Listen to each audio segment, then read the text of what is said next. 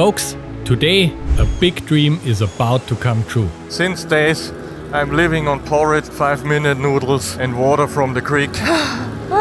But one last obstacle stands in our way, and this one is the final boss. We've checked several lines, and to be honest, all of them are too deep at one point, so we can't cross them. A water crossing so treacherous, it's claimed more vehicles than the rest of the Old Telegraph Track combined. So I have to put the snorkel in. I'm not sure if this is gonna end in something really crazy. And I tell you what, nothing goes to plan. The question is this where our journey ends? So the bike doesn't start anymore. Or do we finally reach the very top of Australia?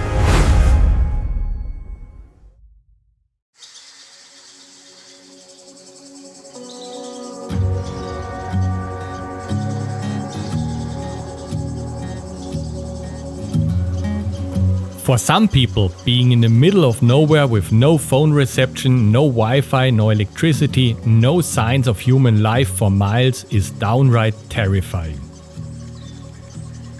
But it's exactly these places that give you something cities never can: silence and focus. Out here, you deal with whatever is right in front of you, and often that's yourself. And believe us, this isn't easy. In fact, it's quite the opposite. But growth never happens in the comfort zone. And nature has a way of pulling you back into the present like nothing else can.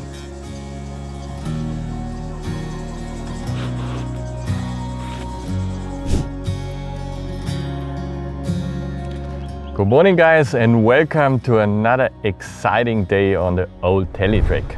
Today it's the last bit if everything goes all right. I just went through the bike. Every morning I check the bike if everything is all right. I even checked the spokes and they're all, touch wood, still in a perfect condition, so no broken spokes so far, even we had these tough tracks. And I also checked the tire pressure again. But regarding the tire pressure, it's not only important to have the right tire pressure for the right terrain, but also to have the right tire for the right terrain. Already on our motorcycle world trip, we used the 𝗦𝗃 K60 Scout, and that was a perfect all-round tire. And this time, again, we went for 𝗦𝗃s, in this case, on the little ones, on the K46. It's a kind of a knobby tire. It's a good compromise to do these long stretches of bitumen, so they hold up very well. But also on these tough tracks, on these tough terrains like here, you know, like we have very, very rocky, sharp rocky bits, we have deep sand and a lot of river crossings. We need to rely on good tires and even on good tubes, and they are holding up absolutely great. So we are very happy with it. We start the day With a little river crossing. You go first. Okay. Well, it's a very shallow river, but it's a steep drop down here. Oh, I maybe take this side.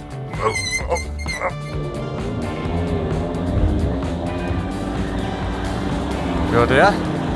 Yes, right behind you.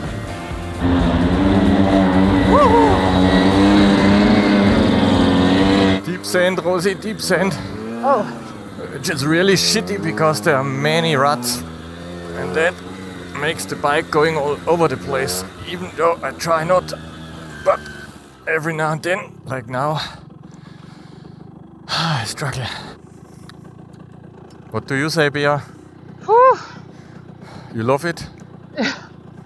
This is the sound of I'm loving it.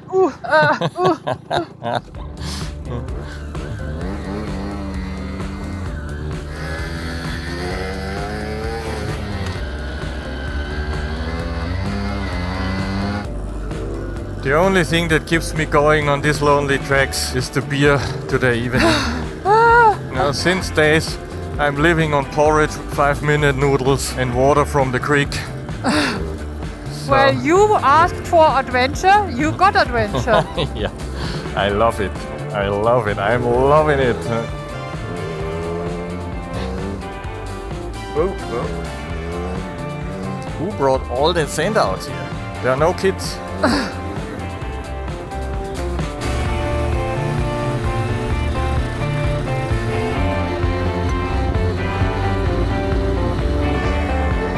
But the track isn't just sand and ruts. If you look closely, it has also a bit of history to tell. This is one of the old telegraph poles. You can see it's still in a perfect condition. You know, the paint is still on the pole and the steel pole, and the wood up there is still in a good condition. And you have to say they are over 100 years old already. Yeah, I forgot nearly. 1885 or something. Yeah, it operated for over 100 years, so let's keep going. From here, it's not long before we reach the next obstacle.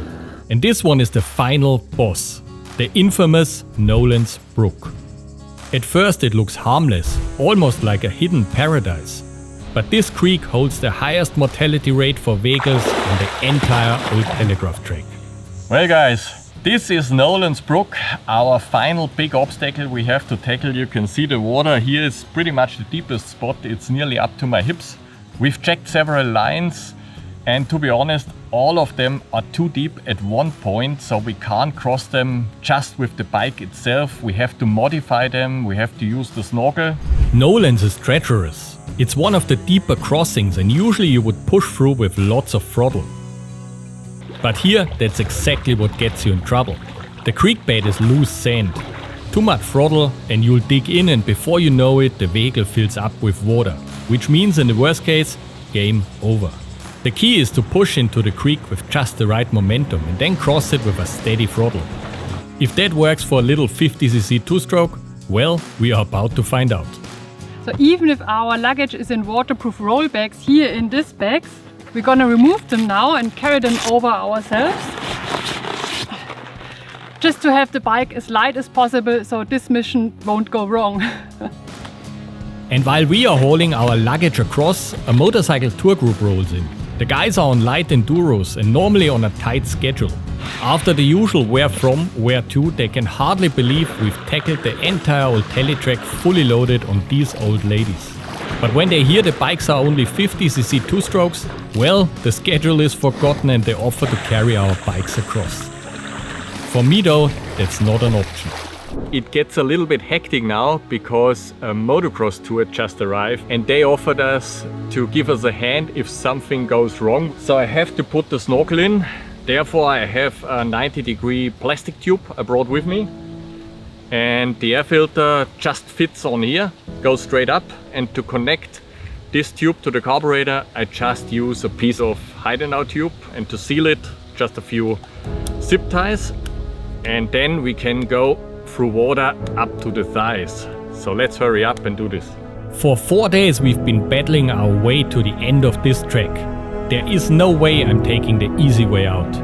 I want to finish it my way. Though, not everyone on the team is thrilled with my decision. I trust Helmut, I really trust him, otherwise I wouldn't do it. But I can remember back at our motorcycle world trip, a lot of times like he came up with a little bit crazy idea, like taking a shortcut. It always ended in some crazy adventure, so I'm not sure if this is gonna end in something really crazy as well. But we will see, we'll give it a try. I'll do my best and I hope we get it over there without getting it drowned.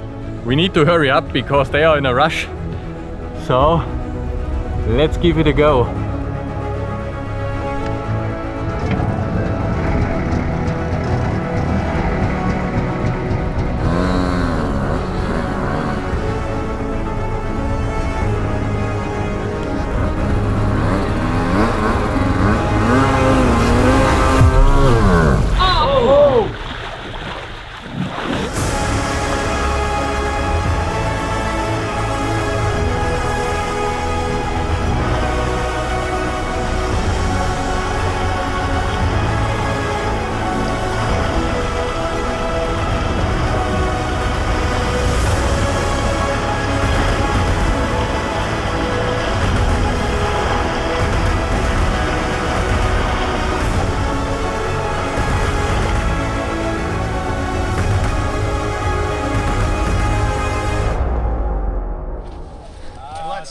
Well, that didn't go as planned.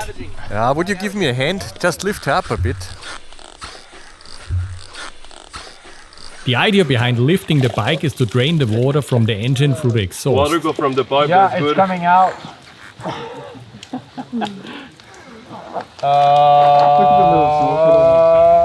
Should be good.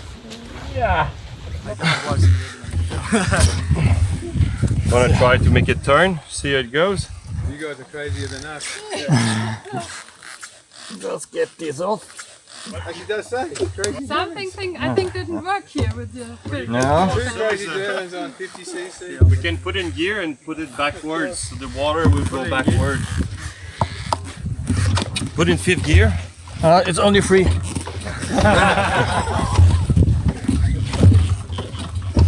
This seems to have water. We just tried. Good. Give it a go. Yeah, give it a go. Hey! It's okay, it's gonna start. Yeah, fuck yeah. What killed the engine? Well, it wasn't the water level, but opening the fuel tap would have helped, which I forgot in all the hectic. Maybe you have to turn the fuel off. That's a bit embarrassing. That's why it died. Maybe. Folks, now is the time. If you have a story like this to tell, drop it in the comments.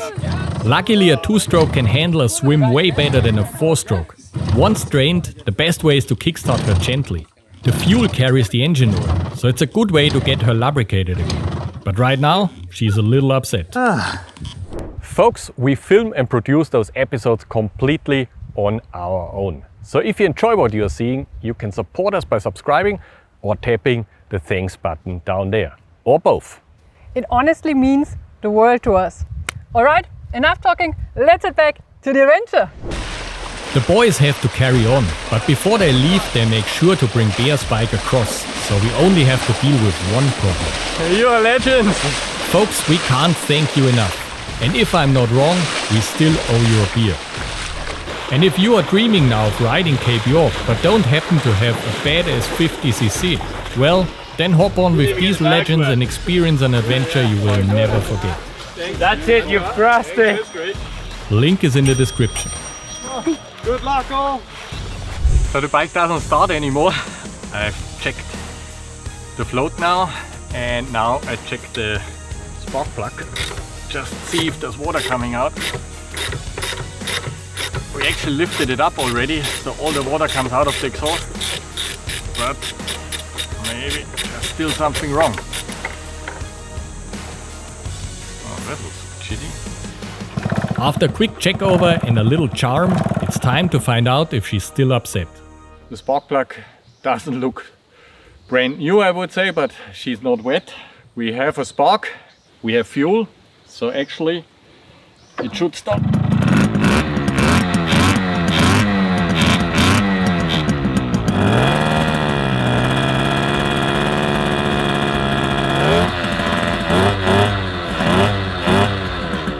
Old Teletrack done and dusted. Yay! Woo!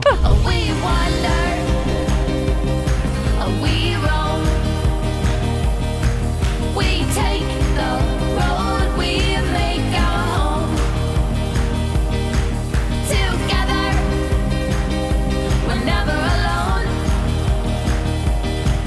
We take the road, we make our home. This is the Jardine River barge.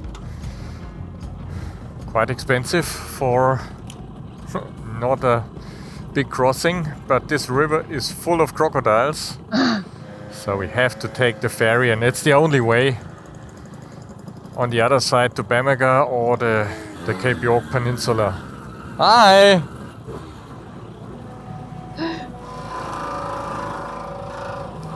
Wow, that's a big river. Look at it. Ooh, Wow. wow. That's nothing compared to the others we crossed. This is impossible. I can't believe that people crossed it with cars 20, 30 years ago. Yeah, probably they built some floats and crossed it then. It's pretty cool. Pretty cool barge.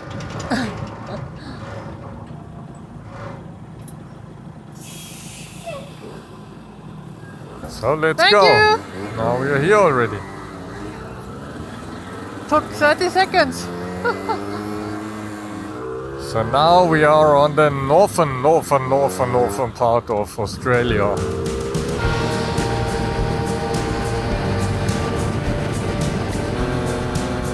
Folks, what a change in scenery. After days deep in the bush, look at this. golden light, an endless road to the horizon, and a cold beer calling our name. Can it get any better? Oh yes, sipping that beer right by the ocean as the sun sets like it's the very last one on Earth. What a show after these action-packed days. But then it's time for bed, because tomorrow is a big one. We are heading to where the road ends, to the very top of Australia.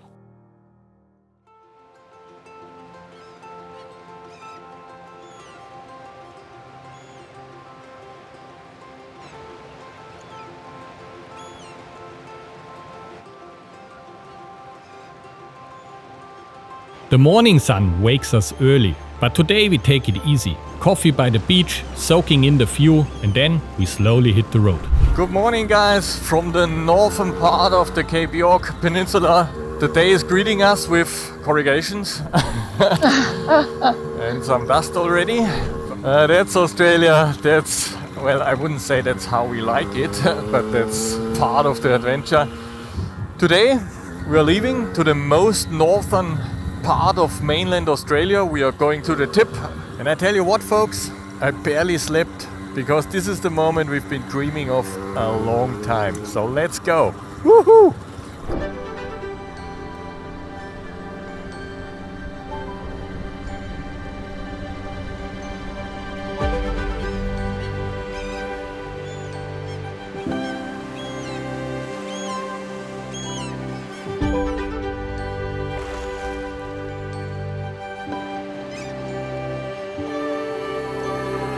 There we are! We made it to the tip. You can't Here believe we it. go. Two little 50cc mopeds, 55-year-old, and we made it to the tip. Crazy, look at that. Wow, it looks like paradise.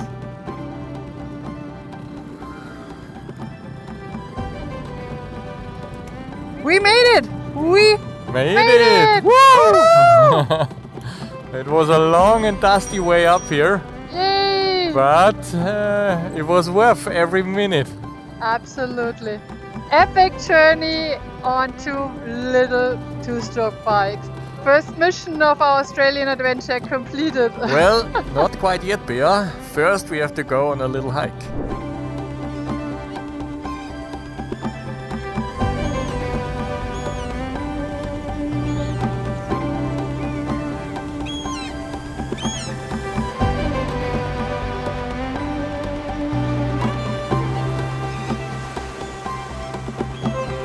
And then we are finally there, at the end of the world, or at least of Australia.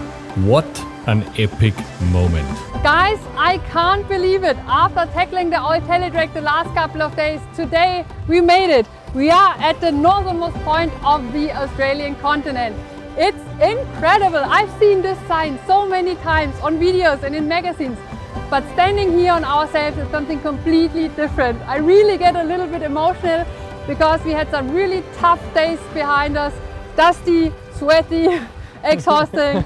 We started in Brisbane 4,000 kilometers ago, and it was like kind of very far away to get to this sign. We've met some amazing people. We've seen incredible wildlife, amazing landscapes. We had some tough, challenging adventures with the little bikes as well up here. So But we enjoyed really every minute of the ride, and this is just the beginning of our Australian adventure. Australia is huge. There's so many things to see and to explore, so many more adventures, and I think I'm really ready for more. Are you ready for more? I'm ready for more. So let's hit the road and see what else Australia has to offer. You know what they say?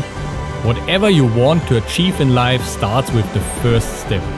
Your goals might feel out of reach, and some people will tell you it's not possible. And yes, for sure it won't be easy, it never was.